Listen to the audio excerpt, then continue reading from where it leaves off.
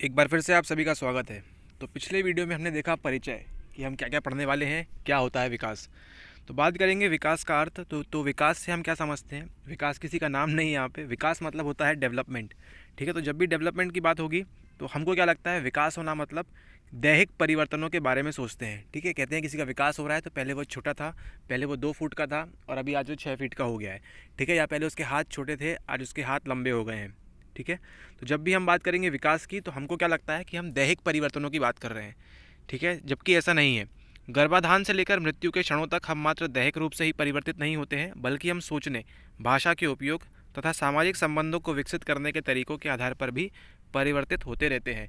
इसका मतलब जब आप दूसरी कक्षा में थे तो आपकी सोचने की क्षमता, और आप जब 10वीं कक्षा में थे तब आपके सोचने की क्षमता, आप ये वीडियो देख रहे हैं आज की आपकी सोचने की क्षमता, और आज से 20 साल बाद 30 साल बाद आपके सोचने की क्षमता, तो इन सभी में क्या हो रहा है, डेवलपमेंट हो रहा है, परिवर्तन हो रहा है। ठीक है, तो ये कब से होता है, गर्भाधान, जब आप गर्भ में रहते हैं तब से लेकर आपके मृत्यु तक, तब तक ये क्या होगा, आपका जो विकास है ये होता रहेगा। और सिर्फ दैहिक नहीं होगा, ये मानसिक रूप से, जैसा कि सोचने और भाषा का उपयोग इस तरीक़ों से भी होगा। ये व्यक्ति में एकीकृत रूप से या एक साथ उत्पन्न होते हैं। ठीक है, विकास में मुख्यतया समृद्धि एवं ह्रास जो वृद्धावस्था में देखा जाता है, दोनों ही तरह के परिवर्तन। तो विकास में हम ये नहीं कहेंगे सिर्फ पॉजिटिव हो रहा है, ठीक है, कि कोई बढ़ रहा है, उसकी सोचने की क्षमता अच्छी हो गई या उसकी भाषा का उपयोग अच्छा हो गया, तो ऐसी बात नहीं कहेंगे। हम क्या कहेंगे, विकास जो भी होगा वो पॉजिटिव और नेगेटिव दोनों हो सकता है। मतलब विकास ऊपर भी जा सकता है और विकास डाउन में भी जा सकता है। तो समृद्धि मतलब क्या होता है, ग्रोथ। ठीक है, और जैसे आपने देखा होगा कि आज आप जो दौड़ पाते हैं, ठीक है, आप 20 वर्ष 22 वर्ष की उम्र में जितना आप दौड़ सकते हैं उतना आप 80 वर्ष की उम्र में नहीं दौड़ सकते। ठीक है, तो ये क्या है, विकास। इसमें क्या हो गया, आपका ह्रास हो गया है। इसके बाद बात करेंगे तो विकास जो है जैविक, आपके जेनेटिक्स, संज्ञानात्मक, आपका कॉग्निशन, आपके दिमाग की सोच, ठीक है, बायोलॉजिकल कॉग्निशन, तथा समाज संवेगिक प्रक्रियाओं की परस्पर क्रिया से प्रभावित होता है। ठीक है, आप जिस समाज में हैं, आपकी जो इमोशंस है उसके अकॉर्डिंग भी ये डिपेंड होता है। और क्या होता है, जैविक, संज्ञान और समाज संवेगिक प्रक्रियाओं, ये जो तीनों चीज़ें होंगी, इनकी क्या होती है, आपस में ये मिले जुले रहते हैं, जिसके कारण आपका क्या होता है, विकास होता है। अगर हम बात करें माता पिता से वंशानुगत रूप से प्राप्त, ठीक है, हम सभी को मालूम है कि पिछले चैप्टर में पढ़ा था हमने कि हमको क्या मिलते हैं, जीन्स मिलते हैं। ठीक है, इस पर क्या डिपेंड होता है, हमारी लंबाई, वज़न, हमारा मस्तिष्क, ठीक है, हृदय एवं फेफड़े का विकास, तो ये सभी क्या है, जैविक प्रक्रियाएं हैं। तो विकास में सबसे पहले क्या आएगा, जैविक प्रक्रियाएं। ठीक है, विकास में संज्ञानात्मक प्रक्रियाओं, ठीक है, की भूमिका का संबंध ज्ञान एवं अनुभव प्राप्त करने तथा इनसे संबंधित मानसिक क्रियाओं। ठीक है, तो कॉग्निटिव प्रोसेस में क्या आएगा, आपकी जो संज्ञानात्मक क्रियाएं हैं उनमें क्या आएगा, आपकी जो थिंकिंग है, आपका जो चिंतन है, आपका जो प्रत्यक्षण है, आप जो देखते हैं, ऑब्जर्व करते हैं, आपका जो अवधान है। ठीक है, जब आप छोटे थे, 10 साल की उम्र में थे, तो आपने किसी जादूगर का शो देखा होगा। ठीक है, तब आपको लगता होगा कि हाँ कितना अच्छा जादू हो रहा है। तो उस समय क्या था, आपकी सोचने की क्षमता थी, कम थी। आज क्या हुआ, वही जादू का शो देखते हैं तो आपको समझ में आ जाता है कि ये कैसे किया होगा। ठीक है, तो ये सब किस पे डिपेंड हो रहा है, आपका विकास हुआ।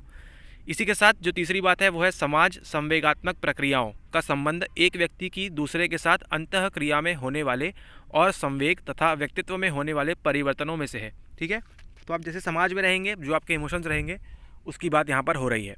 एक बच्चे का अपनी माँ से लिपट जाना सभी कल्चर में, सभी समाज में ही होता है। ठीक है, एक छोटी बच्ची का अपने भाई बहनों के प्रति स्नेह भाव का प्रदर्शन, तो ये सब क्या है, हम समाज में देखते हैं, अपने इमोशंस देखते हैं, तो इस प्रकार से हमारा विकास होता है। ठीक है, सभी मानव विकास में समाज संवेगात्मक प्रक्रियाओं की गहन लिप्तता को प्रकट करते हैं। ठीक है, तो सभी क्या करते हैं, इसको प्रकट करते हैं, समाज संवेगात्मक प्रक्रियाओं को।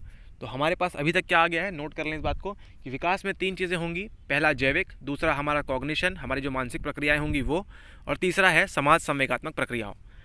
जैविक, संज्ञानात्मक तथा समाज संवेगात्मक प्रक्रियाएं एक दूसरे से घनिष्ठ रूप से संबंधित हैं। ठीक है, तो ये तीनों क्या है, अकेले अकेले नहीं खेल सकते हैं, ये तीनों को साथ में ही खेलना होगा। ठीक है, अब हम बात करेंगे विकास का जीवन पर्यंत परिप्रेक्ष्य। ठीक है, जीवन पर्यंत परिप्रेक्ष्य मतलब यहाँ बात हो रही है लाइफ स्पैन पर्सपेक्टिव। ठीक है, कि उम्र भर आपकी जो जितना भी जीवन काल है, गर्भाधान से लेकर आपकी मृत्यु तक, ये सब में जीवन पर्यंत परिप्रेक्ष्य के अनुसार। ठीक है, तो जब विकास का अध्ययन किया गया, अभी तक आप समझ गए विकास क्या होता है, डेवलपमेंट, चाहे वो पॉजिटिव भी हो सकता है, नेगेटिव भी हो सकता है। ठीक है, अब बात करेंगे, सबसे पहला पॉइंट है यहाँ पे, विकास जीवन भर चलने वाली प्रक्रिया है। तो जो कोर्स के बच्चे हैं उनको मालूम है कैसे नोट्स बनाना है, तो वो नोट्स अपने बनाते रहें।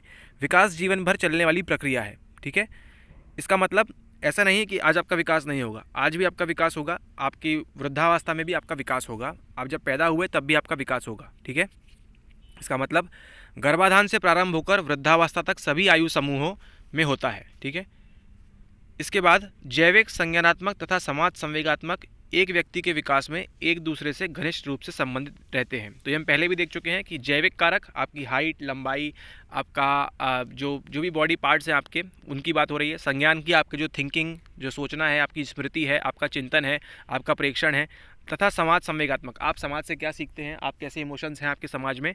तो ये सब क्या है, एक व्यक्ति के विकास में एक दूसरे से घनिष्ठ रूप से संबंधित है। ओके, उसके बाद अगली बात आती है विकास बहुदिश है।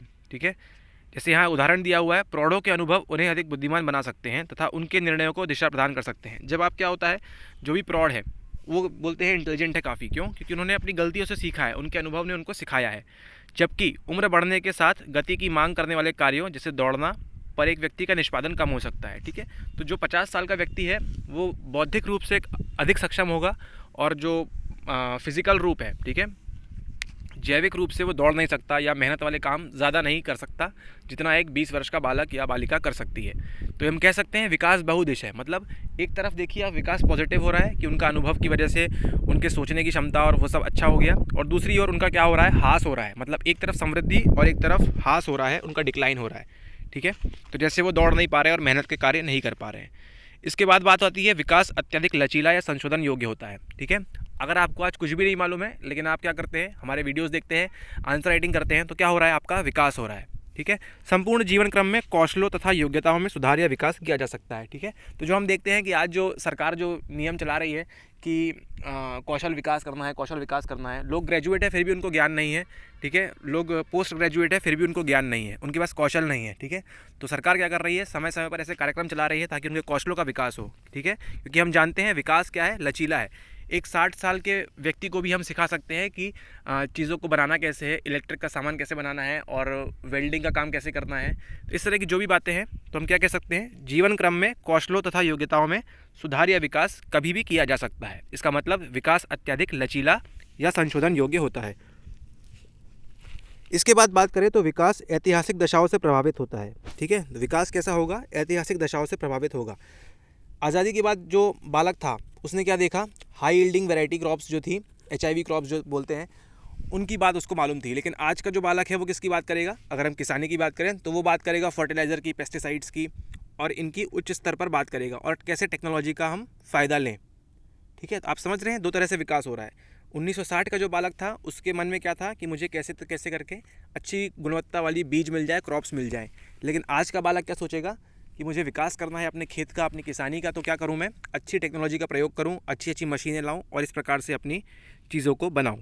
ठीक है, तो इसका कह सकते हैं हम कि विकास ऐतिहासिक दशाओं से प्रभावित होता है। विकास अनेक शैक्षणिक विद्याओं के लिए एक महत्वपूर्ण सरोकार है। ठीक है, तो विभिन्न विषय जैसे मनोविज्ञान में हम देख रहे हैं विकास का पढ़ रहे हैं, ऐसे ही कई सारे साइकोलॉजिस्ट हैं जो क्या करते हैं, डेवलपमेंटल आउटकम्स, मतलब कैसे उनका डेवलपमेंट होता है मनुष्य का, उसके बारे में पढ़ाई करते हैं। मानव शास्त्र में होता है, समाजशास्त्र तथा तंत्रिका विज्ञान में। ठीक है, तो इन सभी में क्या होता है, मानव विकास को पढ़ा जाता है।